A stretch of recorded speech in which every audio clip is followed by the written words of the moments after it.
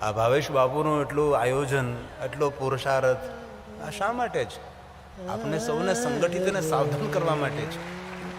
આપણે કથામાં શા માટે શબ્દો સાવધાન સાવધાન સાવધાન બંને સાંભળો? કથા આપણે સૌને સાવધાન કરવા માટે છે. અને વનવગડામાં કથાનું આયોજન કરો કોઈ નાની વાત છે ભાઈ? આ બધું ભેગું કેમ કરવું? હું તો આવ્યો તો મને ખબર પડી કે આ બધું કઈ રીતે થઈ શકે. કેવો વનવગડો, આજુબાજુ કોઈ ગામ નહીં, ચારે બાજુ ન કરો વનવગડો, ચારે બાજુથી કાંઈ ના આવે, હાલ ગરમ પવન આવે, ચારો તરફથી પવન આવે ગરમ ગરમ, બીજું શું અહીંયા આવે?